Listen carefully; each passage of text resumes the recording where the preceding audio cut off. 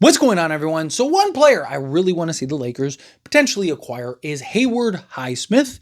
Not in the sense of like he's this superstar or anything like that. You still got to go get an Andrew Wiggins type or whatever. But, say you do the Andrew Wiggins trade and, through the process, maybe you can get a Haywood Highsmith in that deal because you're probably going to need a third team, right? So maybe you can work something out with the Brooklyn Nets where you get Haywood Highsmith as well as Andrew Wiggins in the deal and kind of really solidify your bench, especially if you give up like a Gabe Vincent or something. Right now you have like that Haywood Highsmith move smart to the one, have Haywood Highsmith at the 2. Now you got just that size, that length. I mean, Marcus Smart, 6'3", who's he got 6'9", 6'10 wingspan. Got Haywood Highsmith, who's 6'5", 6'6", with like a 7-foot wingspan.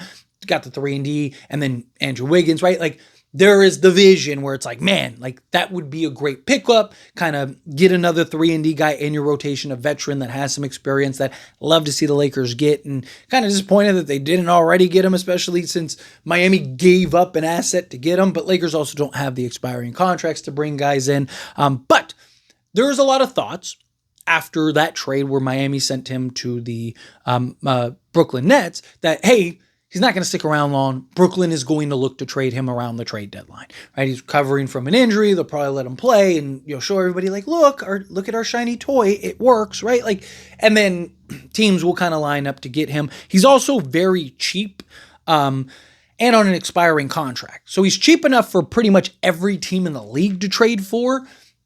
And on top of that, he's an expiring contract. So if it doesn't work out, then depending on what teams gave up, thing is, like, the Nets, they're not going to get anything crazy for Highsmith, right? Like, you're not going to get, a first and all this other stuff. Probably get a second round pick, which is fine because they got a second round pick for doing the trade. And then you get another one for trading him. Like, that's a home run grand slam for the Brooklyn Nets.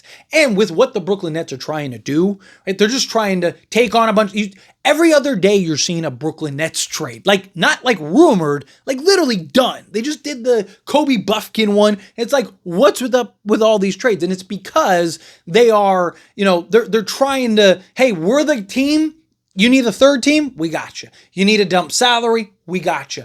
You give us some assets in the product. They're just trying to stack assets and accumulate as much in the treasure chest as possible. They're going to have to waive and cut and stretch all kinds of guys. Like, it's going to be wild and creative to see how they kind of figure that out. But they are the team that's like, hey, hand raised, you need us. I got us, right? Like, and where I even talked about, like, the Lakers should be taking advantage of that, in my opinion. Take advantage of Brooklyn kind of being that in-between team. And they also have several players that make a ton of sense. Like, I'd love to get Haywood Highsmith, but can we get a Day'Ron Sharpe in the deal too?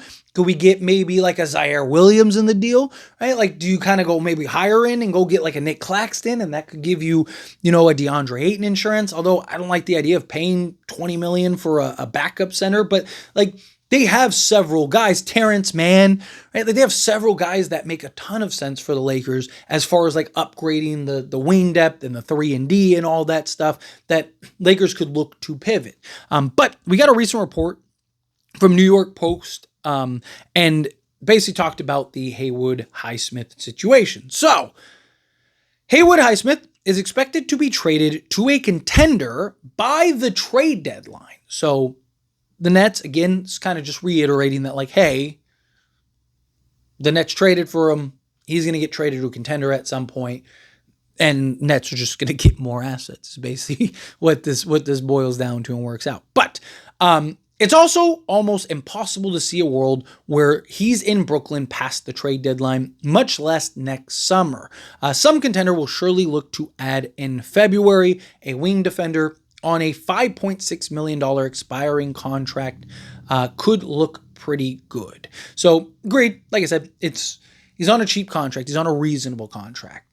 He is a legit 3-and-D versatile type of just wing that every team in the league could use, could want, right? He's 28. He'll be 29 in December, so he's still on the right side of 30. So he's a guy you could bring in cheap. Probably not going to cost you 15 to 20 million on his next contract. So maybe you're signing him to whatever, a new deal, 4 years, $32 million, right? Giving him $8 million a year, maybe a slight bump, or maybe $40 million, 4 years, $40 million with like a player option or something like that. Probably getting him on his next contract, 8 to maybe $12 million, somewhere in that range. But a quality rotation 3-and-D style wing, right, that can come in, play, defend 1 through 3, play really 1 through 3 for you, and guy that can knock down the 3 ball with some consistency, again, has some experience in this league, a guy that, I mean, the Lakers in particular could use pretty badly right now, like very limited on the two-way guys that we have. And, again, like you get him this year, even by, like, let's say you sign him that 4-year deal, even if he does take the player option, I mean, he'd be 33 at that point, like, or going to be 33 going into that season. So he'd still be young enough to, I mean, you could potentially get him on another contract, right? Like, so he's a guy that I think could even be a rotation piece for the foreseeable future. Just a nice quality rotation guy they're bringing off the bench that could be, whatever, the 6th, 7th, 8th, 9th guy in your rotation, but is solving major needs that you have. And a guy that I think would be good for guys like Bronny and Adu Theoro and stuff like that on, like, hey, how to be a role player, that, like, this is the role that I've adapted into, this is the kind of roles that you guys are probably going to need to get into. Like, this is, help them work on stuff. Just bring in another veteran, bring in another guy that has experience, but he's still young enough to, yes, he is a veteran, but he's still young enough to be a long-term kind of piece and component for this Lakers team, right? For now in the future. I mean, you just look on the surface, he was basically 7 points, 3.5 rebounds, 1.5 assists on 46% from the floor.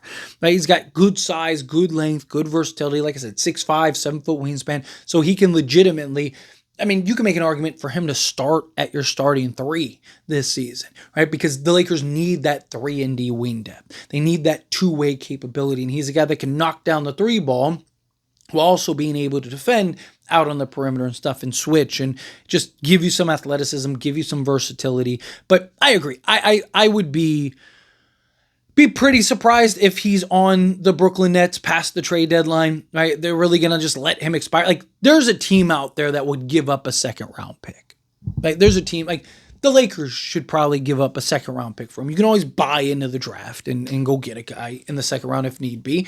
But I just think realistically speaking, like, if you could get him for a 2nd-round pick or a pick swap or something like that, problem is you wouldn't be able to swap like a Dalton Connect or something like that for him because Lakers are so close to that first ape and hard cap, and he's still making, like, the problem is, like, every team in the league could trade for him and it'd be easy for teams to trade for him. It's just the salary part, right? Because very few teams have like here's a $6 million expiring contract. Like the Lakers, for example, you'd have to give up a higher contract guy. Right, so you'd have to give up like a Gabe Vincent, like here's $11 million, which is why I don't think if the Lakers were to make a trade for him, I don't think it would just be for Highsmith. I think it would be for either Highsmith and then like an Andrew Wiggins or something, like I said, like a 3-team trade where, yeah, Highsmith's the only player you're getting from the Brooklyn Nets, but you're also getting another player from another team, or you're trading for, whatever, a Day'Ron Sharpe and a Highsmith. So you're kind of upgrading that backup center position as well as upgrading the wing depth rotation, which is something that I've talked about, right? I really want the Lakers to look for those kind of pairings, right? Like a Matisse Thybulle, Robert Williams, like a Nick Richards, or Nick Richards and a Dylan Brooks, right? Like things like that. A Highsmith and a Day'Ron Sharpe. Can you get those kind of the big man wing depth combination to where, okay, like now you added and upgraded in your wing depth, starter, backup, whatever, and then you also managed to land that that backup center, so where now you kind of just have that rotation, that depth, right? Now you just kind of raise the ceiling in the tides, or maybe you're doing something where you're getting a Day'Ron, like perfect world. If the Lakers got Day'Ron Sharpe, Haywood Highsmith, and then still traded for the Andrew Wiggins trade, I think the Lakers win the championship, right? Because you'd have another 3-and-D wing depth guy. You'd solve your starting position. You'd have an ideal backup that can slot in 2 through 3, right? Like, I mean, you could literally have units out there of Marcus Smart, Haywood Highsmith, right? With, Jared Vanderbilt, Andrew Wiggins, and then like Luka Doncic, and have like a small ball unit or something like that that's just switching and defending on everybody. Or you could go like there would be so much potential in that regard. But Highsmith, right? What can he provide? What does he bring to a team?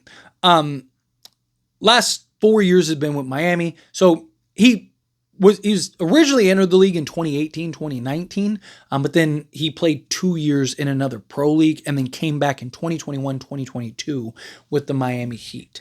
But last year was the most games he played, most minutes he's played. So 74 games played, 42 games started, 20 or just under 25 minutes per game, 24.6. He got 5.3 field goal attempts per game, shot basically 46% from the floor, 45.8% 3-point range. On 3.1 attempts, he shot 38.2%. He is a career on 3 attempts, 37.5%. So he's a guy that basically is a 38%. Last year, he was 38.2% on 3 attempts. The previous year, he was just a hair under 40% on 3 attempts. So last 2 years, he shot 38% or better from 3-point range, which again gives you that guy that the Lakers need the shooting. They need the defense. I mean, he is exactly the prototypical 3-and-D style guy. He can be that guy that can be the defense. And just imagine, like, pause for a second, and then I'll jump back into the stats here, but think of the quality of looks, shots, and opportunity that he would get slotted alongside Luka Doncic, LeBron James, and Austin Reeves.